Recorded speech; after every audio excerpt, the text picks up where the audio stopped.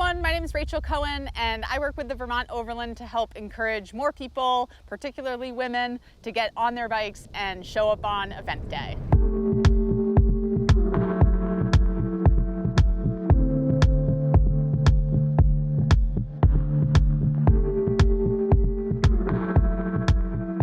In the last module, we talked about bike setup and bike safety, and today we're going to talk through nutrition leading up to the event and all throughout your experience on race day. So nutrition and having a great nutrition plan is absolutely essential so that you can perform at your best at the Overland.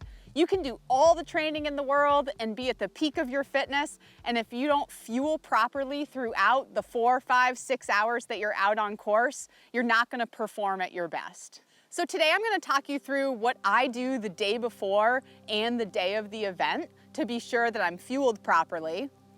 But keep in mind that what you do for you is gonna be based on who you are as a human, who you are as a rider, and what your goals are for race day. So I start thinking about what I'm gonna be doing to prepare for the race about a day or two before the event.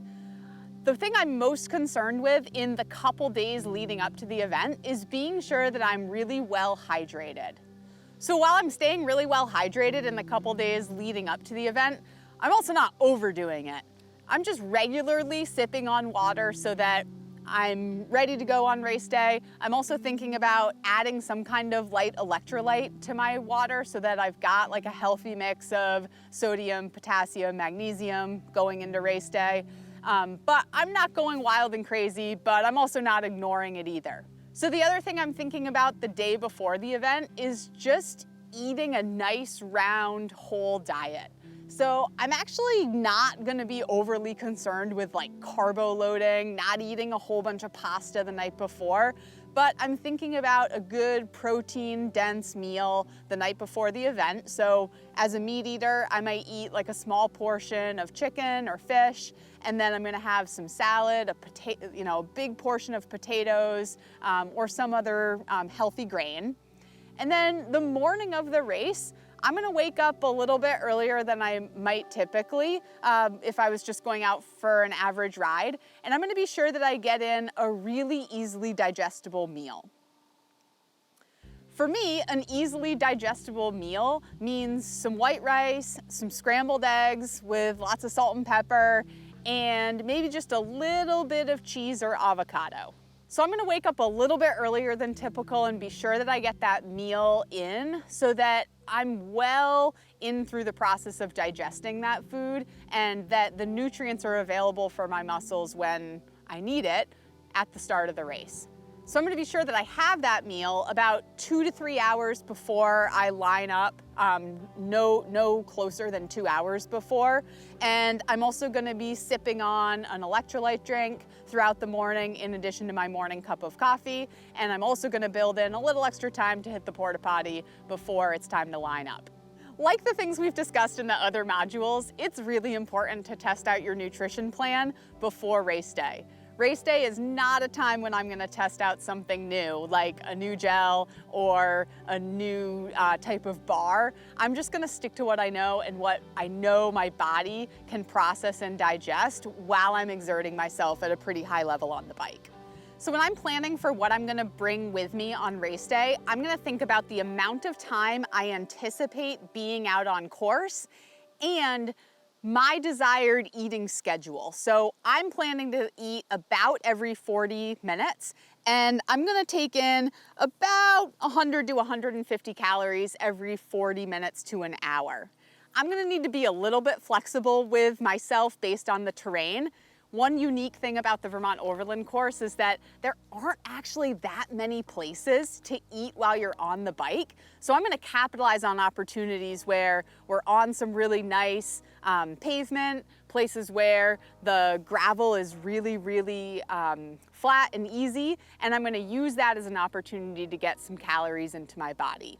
My on the bike fueling actually starts before the event begins. So as I'm lining up, when I've gotten into position and I'm saying good morning to the people around me on the starting line, that's when I'm gonna have I like an untapped coffee, maple syrup. This gives me a little jolt of caffeine, and if I'm feeling a little sleepy because I've gotten up so early that morning, this is really gonna get into my system quickly and kind of give me that jolt of energy that I'm gonna need right out of the gates.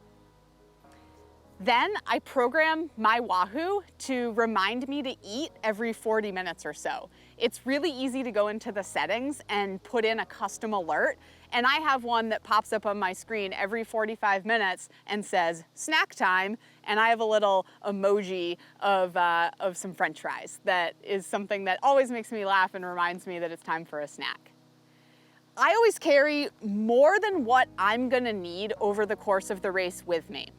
And then I use the additional snacks that are available at aid stations as something that I might grab if, unfortunately, a waffle flies out of my hands when I go to eat it.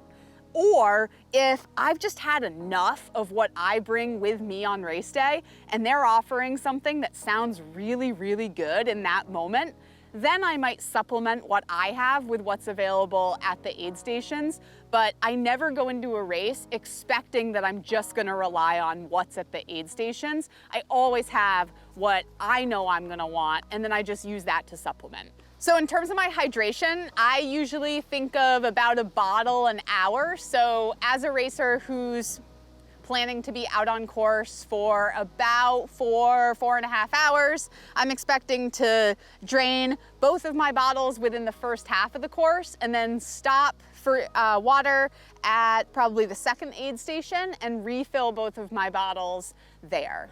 In total, I'm trying to get about 150 calories into my system an hour, and that could come from actual food or that could come from my hydration. So I'm using the untapped Maple Aid, and this stuff has 80 calories in one scoop. So if I've had 4 of those bottles, that's gonna actually account for a pretty good chunk of the calories that I'm taking in while I'm out there. 2 big takeaways that I've learned about my own body over the course of several years of racing. The first is that I really crave something salty in the second half of the course. So I plan to have something in my back pocket that's gonna not be really sweet, but something that's gonna kind of counteract all the sugar that I've put into my system, mostly just because that's desirable and sounds good to me. What I don't wanna do is get myself into a situation where I don't wanna eat any of the things that I'm carrying when I really need to be consuming calories. That's where you start to get into those situations where you're bonking, you're feeling dizzy. You need to eat, and you need to have something on you that's going to be appealing in that moment. Eat early and often before you feel yourself getting hungry. So that just about wraps up my nutrition plan. The big takeaways from this module are to think about your plan ahead of time. I would lay out all of the different types of food you're considering eating. Try it out on a long training ride. Try not to do something new that you've never had before on race day, and be flexible with yourself and prepared for a situation where you might be craving something that you don't typically have. Thanks for watching this 3rd and final module in our lead up to the Vermont Overland. We're thrilled that you joined us for this new format, and we hope you learned something new.